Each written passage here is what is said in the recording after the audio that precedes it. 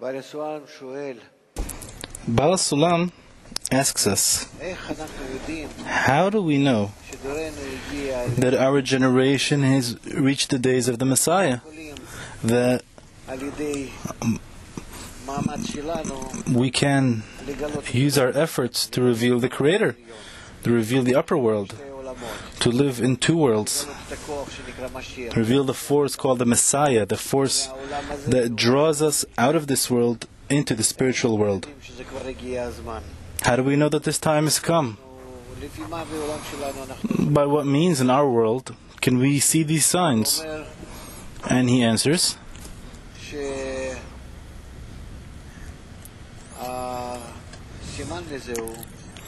the sign for this is in this, that we have been privileged with the Sulam commentary on the book of Zohar. Because from the day the Zohar book was written, it was concealed. There were many problems with it. It had disappeared, and then it was found after a few hundred years. It was found in portions where it was actually used to wrap food in the market. A certain Kabbalist, and we don't know his name, was sitting at home, and his wife came from the market. It was a few hundred years, again, after the Zohar had disappeared, and he saw incidentally that she had brought these different pages and something was written upon them. So he began reading it, and he saw that this is Kabbalistic writings. He understood it very well. And so he grabbed his wife. Where is this from? Where'd you get it? And she said, oh yeah, I bought this and that in the market. And he ran to the market. He grabbed the shopkeeper and he told him, I don't know where I got it. And so he continued searching until he found that there were this place where there were many, many pages, and he compiled all those together, and that's how we have our current Zohar. Now we know the Zohar with the Sulam commentary is 23 volumes, the large publishing. Today it's been sort of shortened up into 10 volumes. They're just printed differently. This is with the Sulam commentary from Bala Sulam. Without the Sulam commentary, it's not really much, maybe 3 volumes. But truly, the Zohar book was once huge. By us, whoever, we all of us today, the Zohar today is only on the 5 books of the Torah, on the Chumash. Those 5 books. So it was basically written in the language of Kabbalah, what is written in the Torah, which is the language of the Tanakh. The Torah itself is also written entirely about the upper world. It's not talking about our world, it's talking to us about the upper worlds only. And thus it is called sanctity, or holy, and that means in Kabbalah separate. As there's a blessing to the wife when one gets married, you are holy unto me, meaning you are separated. And thus the Torah is really talking entirely about spirituality, not geography and not history. And such also the book of Zohar, all the Kabbalah talks about this. There is nothing in our holy books which are speaking about our world in a bit. As we've spoken about previously, in our world we have no freedom of choice. The whole choice is to exit our world. And so, exiting our world is what we need. And this is what Kabbalists give us this advice. And connect in a group. And in that group you connect in to learn the writings of Kabbalah. Why? Because the writings of Kabbalah talk to us about the upper world. If we connect in a group, and we want to reach this upper world, then we read about that world and we draw from there the force. We draw the unique illumination which raises us. It lifts us to the extent of our yearning to reach this spiritual world. And so in that extent, the light that reforms appears upon us and draws us.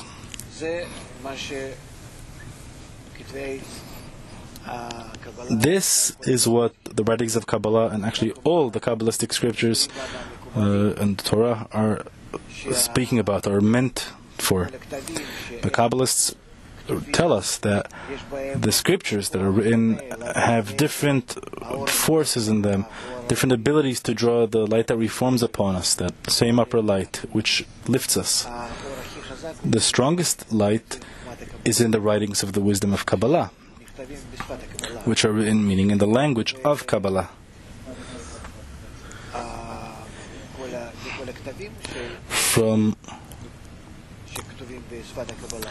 all the writings written in the language of Kabbalah, the strongest one of all, to lift us above, to our roots, to lift our awareness, to open up our eyes, to reveal the upper world to us, is the book of Zohar. And so, after the book of Zohar had been revealed by that same unknown Kabbalist again, it was in the 16th or 17th century, I believe. And so that was when the book of Zohar had been revealed to all. It was then passed on from one Kabbalist to another, generation after generation, such that it was only known among themselves about this book, until it ultimately came to a very great Kabbalist who, his name was Rabbi Moshe de Leon. He lived in Spain at the time. This was the 1100s.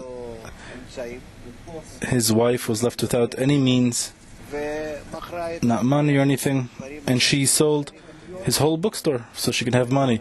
And back then, every book was worth a lot of money. And so this seemed all that Kabbalist had. So she was forced to sell his library, and along with the book of Zohar. And since then, the Zohar was made famous. It was also received actually copies to many people around the world, the nations of the world, and it caused a huge development of the philosophy and many things. And yet, nobody understood a thing, except those same Kabbalists who from generation to generation passed on the key, how to use the Zohar, how to read it, meaning how to utilize it to draw the light that reforms. And when that light influences man, it raises his awareness, his consciousness, his understanding. And that book of Zohar becomes, instead of some remedy, a guidebook, a guide to the spiritual world. That what I read there, I realize practically in actions.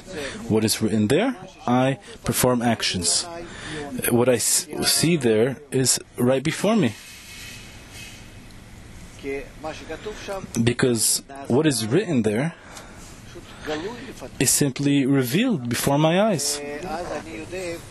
And then I know where I am. That is called man's state when his one soul teaches him.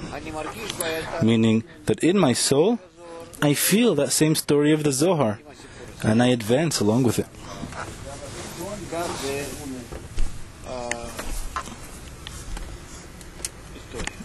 That's the history. That is until lately. The book of Zohar, again, was really only studied by individuals. And thus Bala Sulam tells us, he says that the Ari's soul had reincarnated in him, and he was privileged with the ability to write the commentary on the Zohar. It's not because only of the reincarnation of the Ari's soul, because that same soul clothed in all those same unique people. Adam, Abraham, Moses, Rashbi, the Ari, Bala Sulam. It's the same soul. But he writes, it's not because of that really, but because our generation is the generation of the Messiah. That same upper force, that light that reforms, that upper light, the surrounding light, that this light that comes to us through the Zohar illuminates upon us, and thus we are called the generation of the Messiah because it can influence the masses and draw not only the unique individuals as in previous generations, but truly the masses can already begin to reach that awareness of the spiritual world, the spiritual life, such that we won't feel this corporeal life as anything significant. Just like you don't really notice the vegetative level in our body. Let's say my body is the animate level, the animal level, yes? And let's say I have nails, I have hair, and they're like a vegetative level. So I can really trim them, I can cut them off. And I don't feel any pain in this or a loss because I'm animate, I'm animal, and this is vegetative. And so if we rise above this animate level to the degree of Adam, or man, which is called that we attain the spiritual reality and feel reality out of that, then also that animate degree I feel to that extent also. Just like my attitude to the vegetative level and this animal level currently. So even this animal can die, this beast can die, and I wouldn't feel its loss, just like I don't feel the loss of shedding my hair or my nails being cut off. Truly so.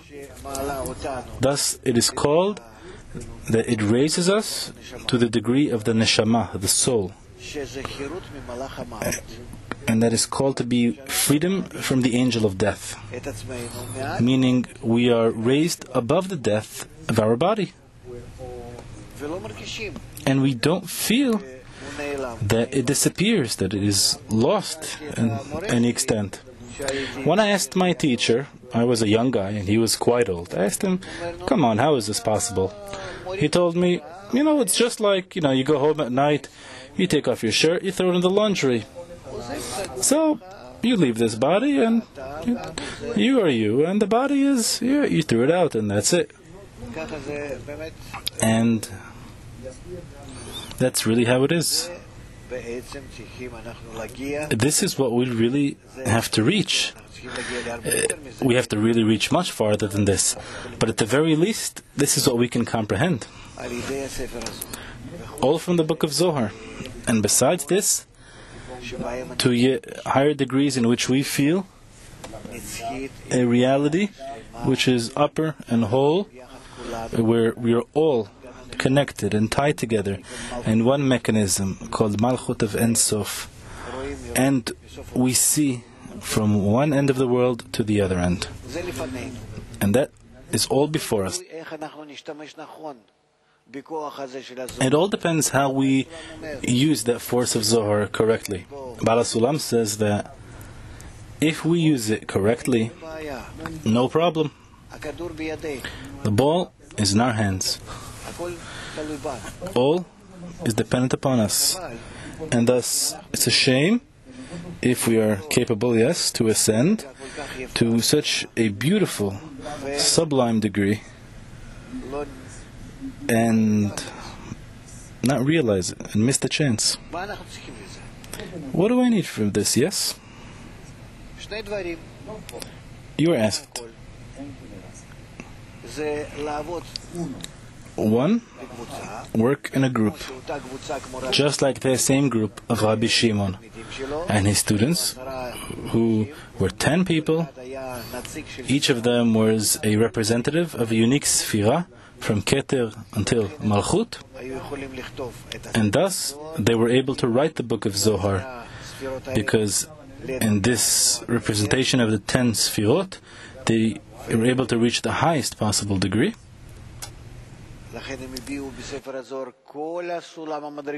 And in this they were able to express the entire ladder, the entire 125 degrees. But these things were completely not understood until Baal Sulam came along.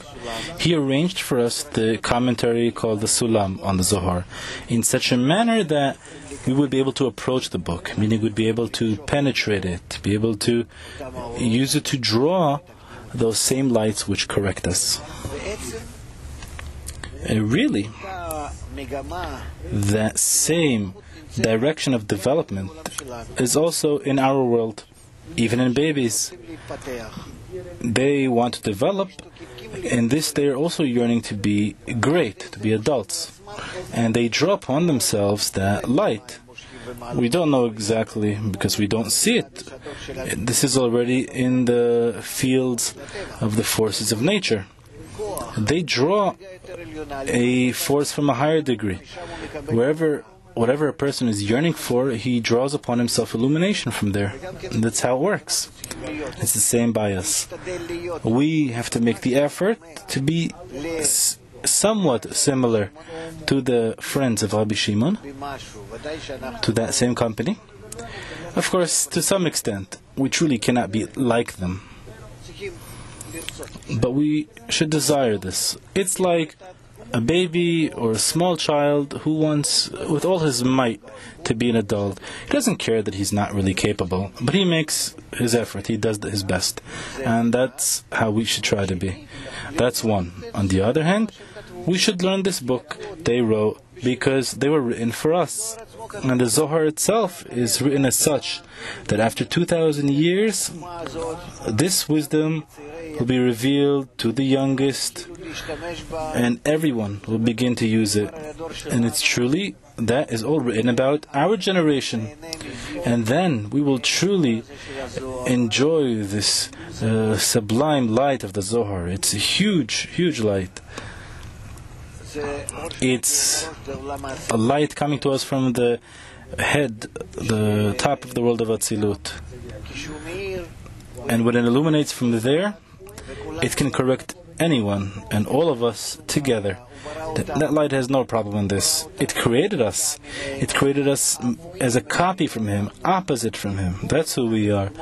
And if we are like this imprint from that, if we are yearning towards that same thing, it operates upon us exactly in that same way which we have this form of that same imprint which was originally made, and so we each receive that exact same force, the same manner, the same exact structure, form, the same process even of cause and effect and the order of change.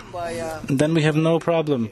We only need to yearn in a group to resemble the same group of Rabbi Shimon, to read what they wrote. It doesn't really matter what we understand or not. It's completely irrelevant and nothing to do with our advancement. It is said it is not the wise who learns. If we wish to be like this group, it's enough. And after this, when we will begin to advance, then more and more we'll understand what is in the book of Zohar, what it is trying to tell us about. It is just like I told you before. After this convention, immediately we want to begin learning the introduction to the book of Zohar by Rabbi Shimon in that article Laila de Kala, the night of the bride.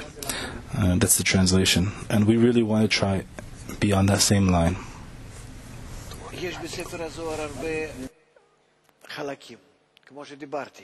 Towards Martikun, of course.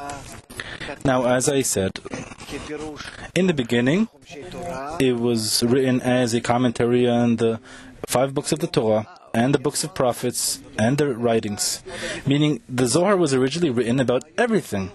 And compared to what we have today, we have, a 10 or 15% of the entire Zohar collection, which was originally written. We may think that we may have lost something. No. We have faith in the upper providence that everything that occurs is as must be. And everything we have today that came to our hands is what we need. And if we use it correctly, it's quite enough for us. And truly, there's no problem. It could be enough for me to use the book of Zohar, even a few pages, And already by that I'd be constantly getting into it, reading it, and repeating it, I'd be able to reach my spiritual realization. There's no problem. In any case, though, we read the whole book, which we have, because if it is reached our hands in its entirety, so we read that book from cover to cover, and we advance through it.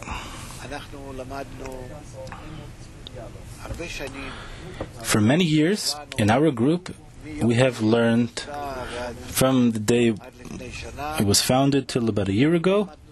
We had never learned Zohar before. Sometimes we would read here and there because we were not yet ready for it. Only about a year ago, we had begun to learn. The time had come.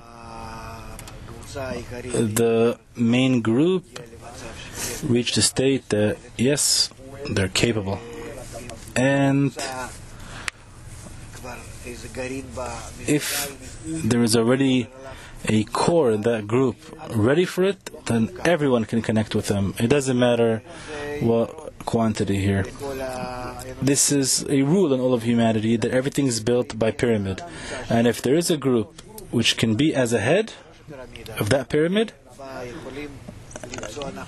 and then we can already find some connection, some contact with that light that reforms. We can all advance as parts which are more and more basic and more basic parts of that pyramid, and connect together as that same group to receive that light that reforms. Thus, we have before us today the book, and we learn it. We learn every morning. As you know, 45 minutes.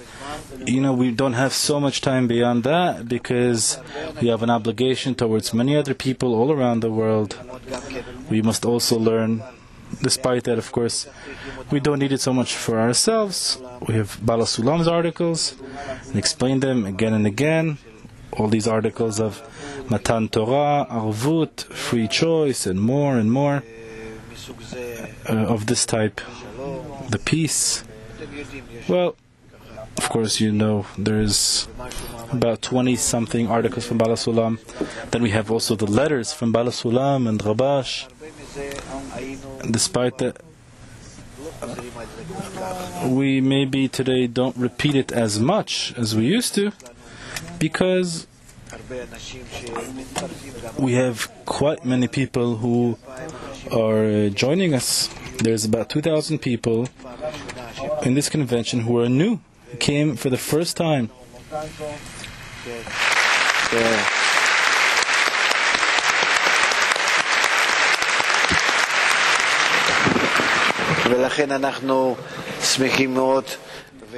And thus, we are very, very happy, and it's a pleasant obligation that we have to repeat that same material, which is more or less, you could say it's more for beginners.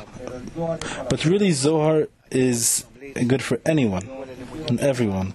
And I advise everyone studying with us that maybe at least half an hour a day, 20 minutes, listen to something from the Zohar. There's no better, there's no cleaner, there is no more force which is more cleansing, lifting the soul than this source. The light comes from there, and it is simply, it's so clean and direct. It influences a person such that he doesn't really need anything else. Despite that, yes, initially we don't understand everything at all that we read, though later on we do begin to feel, not understand with our mind, but feel just how it operates upon us.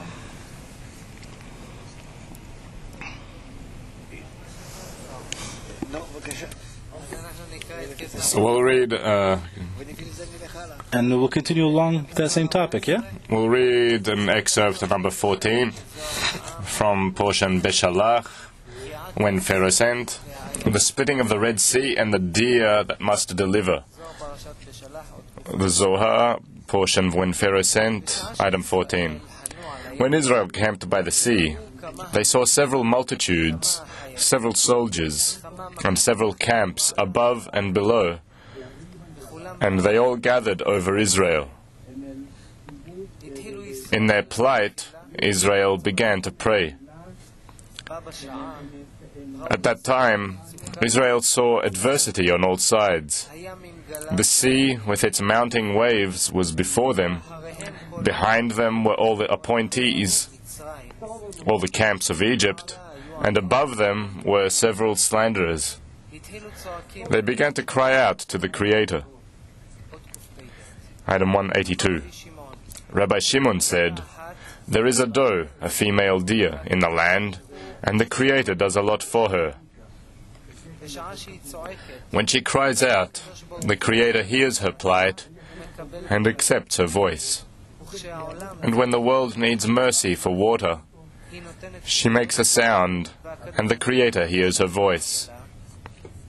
And then the Creator has mercy over the world, as it is written, as the deer craves for the water brooks. And when she needs to deliver, she is blocked from all sides. She places her head between her knees and cries out in a loud voice. Then the Creator has pity on her and sends her a serpent who bites her pudendum and opens her, tearing that place in her, and delivers her immediately." That deer is that same general Malchut of Atzilut, which is called as such, the deer which must give birth to the souls. So the snake comes, which is the will to receive our ego, and gives her a blow. And then that Malchut of Atzilut gives birth to the souls. It seems like a very nice story of the Zohar, yes? And of course, the whole Zohar is full of these depictions, which are very... we really don't know how to accept them until a person doesn't really feel what is spoken about here. And that's how the Zohar works. But rather, the very interesting story we have, we see that without the snake, without our ego, we couldn't be born. We will yet learn about this. Always, as much as we may deal with the correction of our soul, and as much as we may want it or not, it's not only us, but the whole world, we will see just how much our ego is always stopping us. It's trying to hold us back. It's not letting us advance. It's putting us to sleep. It gives us some sensation of degradation. You know how it is. All the different signs. Just like a person wants to ascend, to feel impression, and the ego is holding him back and drawing him. We must understand just how these things are for our good. These forces which are seemingly stop us, they're not really stopping us. They let us see, but we must add additional force to pass the barrier. If I see here, look, I'm looking down at this friend, and here at the convention, and here, I can't stand this study, and that guy was, what's wrong with him? I don't care about that. All these small things, if I myself pay attention to them, I'm sensitive to them, and not look down upon them or try to forget them, I'll see that my ego here is trying to show me my weaknesses, and it's lowering my spiritual importance. If I will add the force there, I pass through, no problem. And then it's called an assistance against oneself. An assistance against oneself. What does that mean? by drawing me backwards, it's showing me what the correct form is, which is the opposite form against it. Besides this, we have to understand how the book of Zohar is written. And it's written really very uniquely. Rabbi Shimon never wrote a word there. We say, though, Rabbi Shimon, he wrote the Zohar, Rashbi. His student, Rabbi Abba, was the writer. Rabbi Shimon spoke, and the friends also had spoken between them, those 10 friends, and Rabbi Abba was the one who wrote. Why is this? Rabbi Abba was the one who was capable of writing in sod, in secret, meaning clothing the matters in such a manner that they were understood only by unique individuals. Now, who are these unique individuals? The soul of Rabbi Abba was, it is said, from the surrounding light. And so he explained the matters which Rabbi Shimon spoke about in such a manner that only whomever had a point in the heart and wants to get close to it, then that surrounding light influences that person and brings him closer to spirituality. Zohar is really written in such a way, and by the way, Zohar is a system, it's a mechanism, it's not a book. They wrote what the laws of the upper world are. How this network between the souls work. How these souls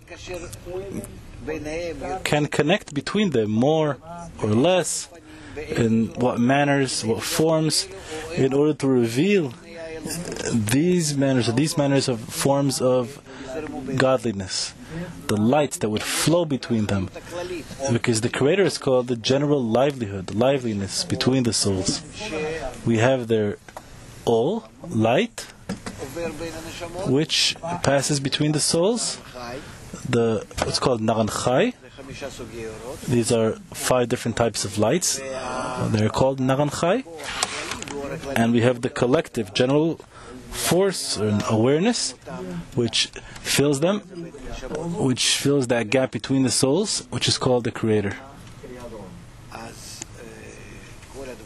And so all these things, they come to man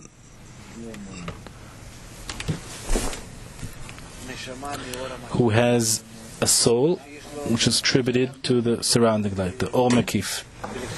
As we say in our lexicon, in our words, that one has a point in the heart, and then that person, 1, yearns for spirituality, and 2, by the book of Zohar, he could already begin to draw upon himself that surrounding light.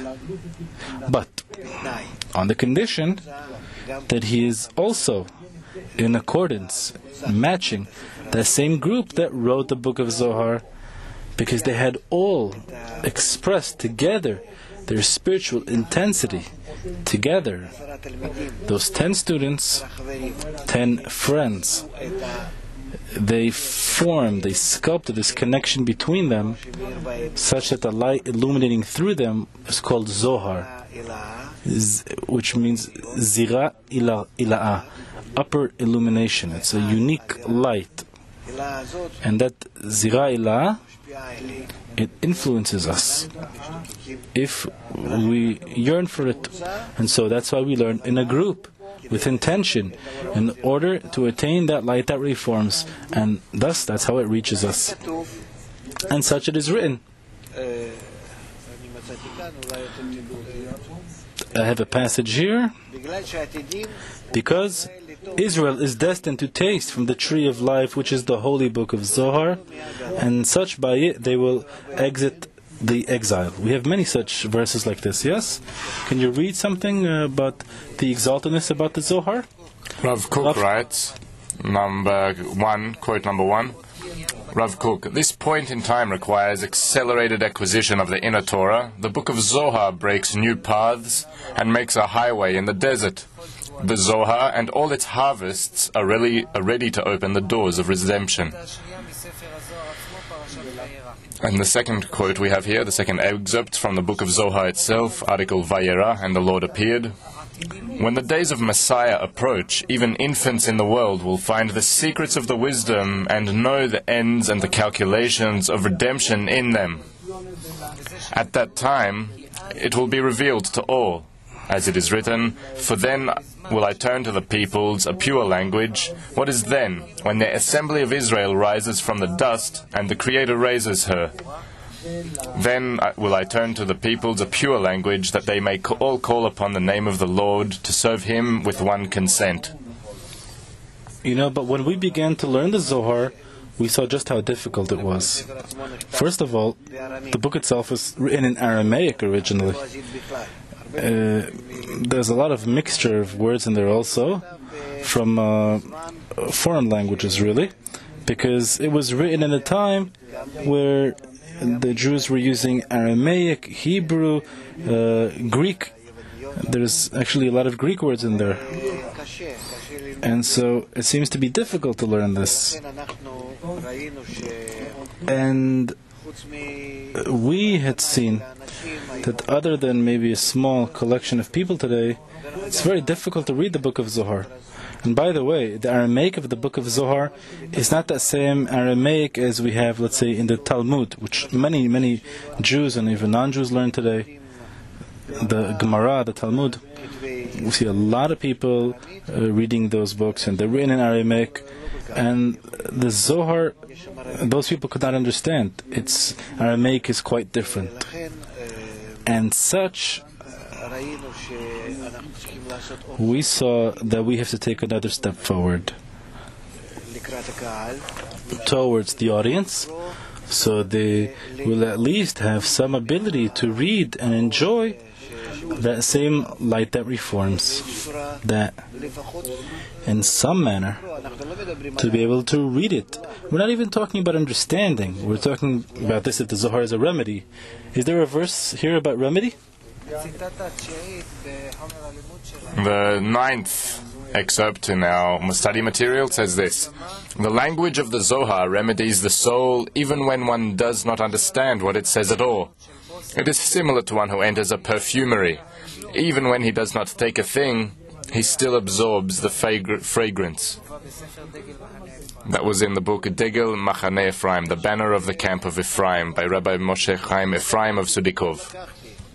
So, you understand, I didn't understand, but I seemingly passed by it. Yeah, I read it without really understanding anything, and it influences me. It operates, it really works in this way. Because it is really like this in all the writings of the Kabbalists. Do I understand what I'm reading? And I don't know, even Talmud of the Talmud Esel Sfirot, or different articles of Bala Sulam, if I've never felt before what is called true spirituality, then how can I understand? I could maybe imagine my own things, which is even worse because that confuses me. So it's better for me to read something like this, where I don't really understand what it's talking about. And we see Kabbalists really obligated us to learn the wisdom of Kabbalah, its writings, only as a remedy. Yes, there is something else. I'm reading the 10th excerpt. "The study of the book of Zohar is truly sublime to purify the soul and to sanctify it. Even if one does not know what he is saying and makes numerous mistakes in it, it is important to the Creator. What is it like? It is like a baby who does not know anything and utters half words and is inarticulate. And yet his mother and father laugh with him and rejoice in his voice.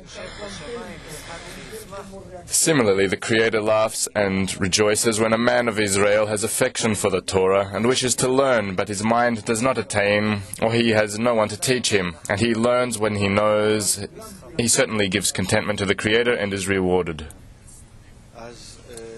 Okay. And so, thus we edit that book of Zohar to make it approachable for everyone, so that everyone can read it. And anyone who reads the ordinary Hebrew, it's also translated into many different languages, so everybody can enjoy that book. Maybe another quote, and then we go on to questions? Except from the Zohar or something from the Introduction to Talmud Sefirot? I think Introduction to Tess. So from the Introduction to Talmud Sefirot, item 114. Why did they necessitate Israel to study the book of Kabbalah? Because there's something great in it, worthy of promotion, because there's a great remedy in it, that for those who engage in the wisdom of Kabbalah, even though they do not understand what they are learning, because of their great desire and yearning to understand what they are learning, the lights that surround their souls come upon them. Okay, so yes, you see, it's all dependent upon your desire and your yearning and nothing else. So, don't be in despair. A bit more desire, a bit more yearning, and it'll come.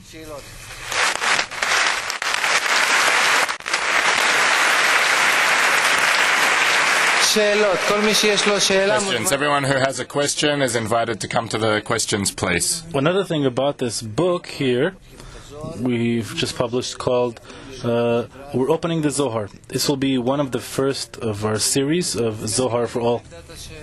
So come to the place for questions. There are ushers there, and they'll give you the authority to speak. There is the first question yet?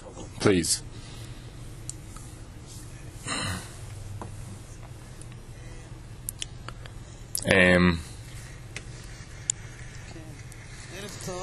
Good evening. My name is Sarah. I'm from Haifa, and I'm very, very new. What's brand new? I saw you on the television 2 weeks ago. Really? And I couldn't move. I was just watching there for hours. I was just next to the screen. Oh my God. Therefore I am here. Oh my God. Thank you, all of you. You used an example of the physical body and the clothing that you exchange it. How do you compare the Zohar to a dream? My attitude to the physical body is the clothing. I'll tell you why. We will learn along with you maybe, I think it'll be tomorrow. We have a whole lecture about perception of reality. Oh, tomorrow evening, okay. There'll be a lecture about perception of reality, and I will do my best to explain these things and maybe even try to make it somehow practically understandable. You see what is here before you. We are in like this holographic dream. A dream. And this dream, it's our life. And we don't even know it's a dream. Later on, when we awaken from it, so we feel, yeah, all that was a dream. Even now that we're talking. And so, that's also the attitude we have towards our body. Now, is the wisdom of Kabbalah the attitude? What is the relationship of the Zohar to dreams? Well, what we are dreaming is all results from our life. From our life in this world. There are people who can really sense the future. Past, present, even future, yeah. In our world, there really is no problem. It's possible to really know everything. And it's really not spirituality. You can't call it spirituality. We know, let's say, there was a tsunami, yes, 300,000 people. Yes, I think 300,000 people were killed, if I'm not mistaken, in this tsunami. And yet not a single animal was not there. They all ran away about 2 days before to the mountains. They revealed the future, yeah? How else would you call it? And this is not a joke. They feel it really ahead of time, quite long ago. So meaning, these things are in nature. We just don't know about it. We lost these senses, not animals. So what about dreams? Really everything is in nature, past, present, and future. And there There is knowledge, yes, that we can know the past, present, and the future, and there are those who can, well, we have such, you can say, intellectual phenomena. Now let's say we go to sleep, our brain does these different jobs then. It stores all sorts of things, it cleans all sorts of things, it's really like a computer. And then we sometimes feel all sorts of phenomena in this process we go through that we interpret as dreams. It depends really though how we feel them. I would not advise to try to give them any significant importance.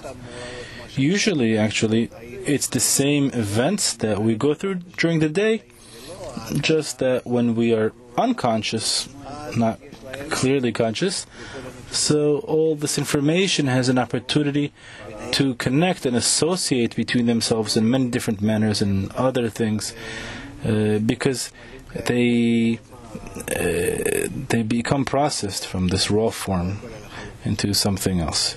And really that's the dreams. There's no need to really give it any certain importance.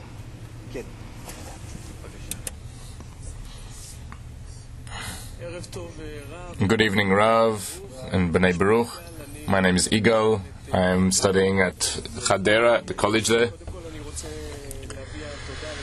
Firstly, I wanted to express a big thank you to B'nai Baruch, this great organization here, this great production.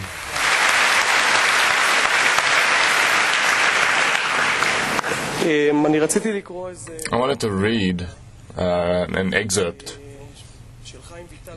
of Chaim Vital within Lirot Tov. A person can engage in 4 levels of heaven and Sod and reveal them until he reveals them.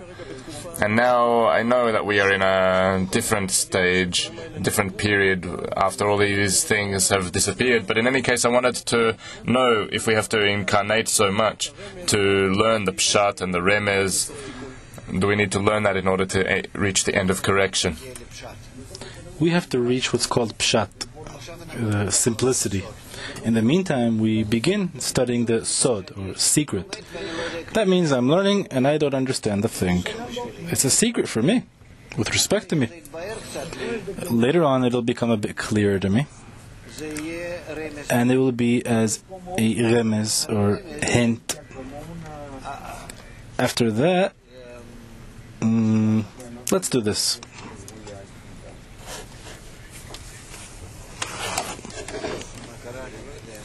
What happened here? This thing's not working.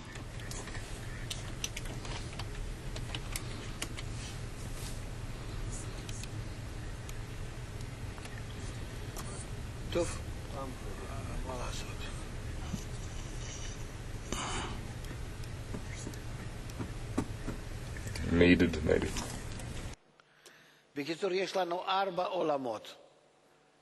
In short, we have 4 worlds. I can still do hand motions, yeah? Okay, so we have like 4 worlds. Above us we have Asiya, Yetzira, Bria, and Atzilut. When let's say I'm learning now, yeah, so I'm learning into the same entrance into the world of Asiya. I don't understand a thing, and it's called that I'm learning Sod, or secret. It's concealed. Now after this, when I advance from the world of Asiya to higher, yes, to Yetzirah, I will learn Drosh, or interpret. And then afterwards it is Remez, which is like hint, and even higher, Natzilut, it is Pshat, or simplicity. It is the greatest thing, meaning everything is abstract, it is clear, all the lights and all the vessels are full, and then I really know everything. So we really have to reach Pshat. For this, if you have to reincarnate or not, I don't know. But you surely will have to attain the entire pardes, that entire package. But it's not that we're dividing and saying these books is to this level and that books is to that level and Kabbalah is to reach this. It's an incorrect approach. The pardes, that package, is called what you attain, and not what style a certain book is written in. Some people attribute Kabbalah to sod or secret. Really, it has to do with what you attain from the Torah, the wisdom, what light, what level. Either all the Torah and Kabbalah are talking about the spiritual world, spirituality, upper world. So it's all with respect to you. It could be Pshat, Remesh, Rosh, or Sod. But Pshat is the highest level possible. Please, go on. Hello, Rav. My name is Ronit, and I'm from Ramat Gan. I am not with a group yet. I want to wait for the baby to grow a bit, and then I will exert myself in the group. My question is, how does the Zohar relate to the non-adaptation between couples?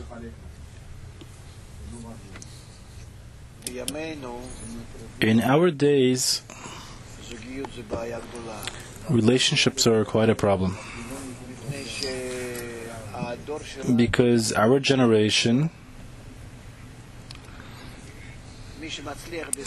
whoever is successful in this is unique. I don't see... Oh, yeah?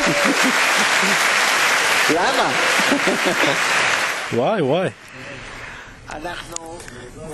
We are such big egoists. We are... we're the result of some mutation. This is what we are. We're unique, a very corrupted generation. The disharmony in the relationship in between couples is surely, but yet it cannot be otherwise. You will see this disharmony even worse in the next generation. People will not be able to be next to each other unless they're in the condition that they rise above their ego. We will be in a state, we will reach a state that nobody will be able to really stand next to each other. Like what for, Other than through the wisdom of Kabbalah, through its study, they'll be able to reach this urgency, this push, this urge to rise above their ego and reveal the Creator, which then a person has that condition. As it is said, man and woman have divinity between them. And according to that, the couple will be able to connect and work everything out. Otherwise, no.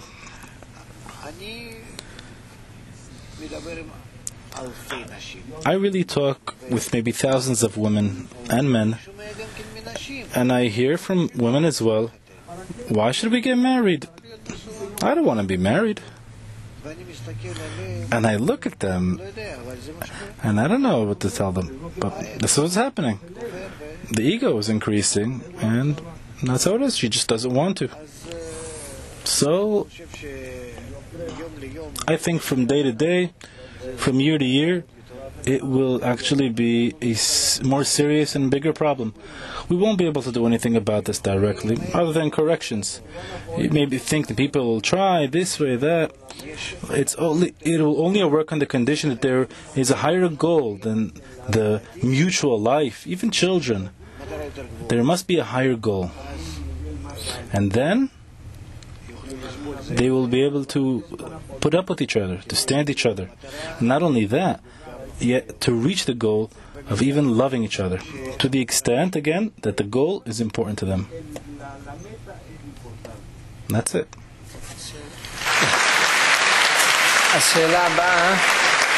Next question.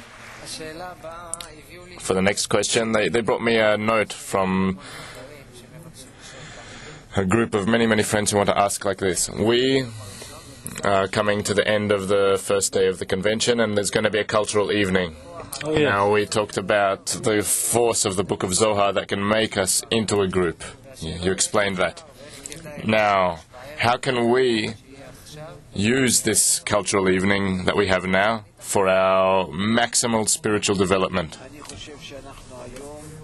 I think that today we really learned a lot, yeah? I don't think... Did we ever have 3 lessons a day? We started it at the previous convention. I don't know. I felt it to be a lot today. You squeezed everything out of me. I'm telling you.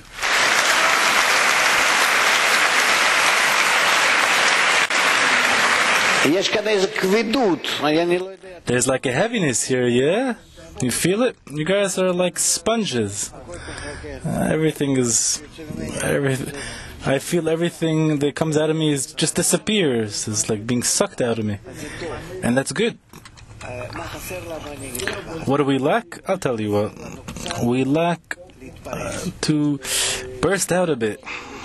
We need to go a bit crazy, to jump a bit, to sing. Let go of it, you know? Break apart.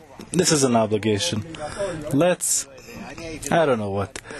I would throw all the chairs out of here, all the tables. And simply, let's just dance, you know?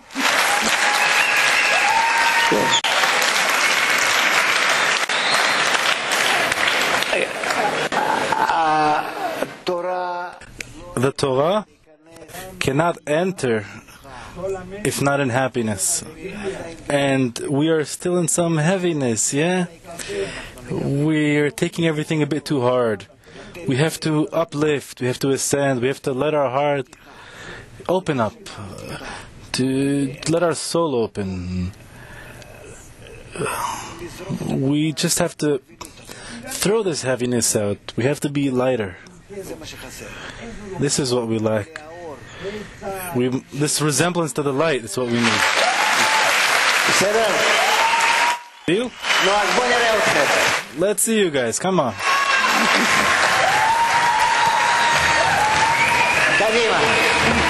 Let's go.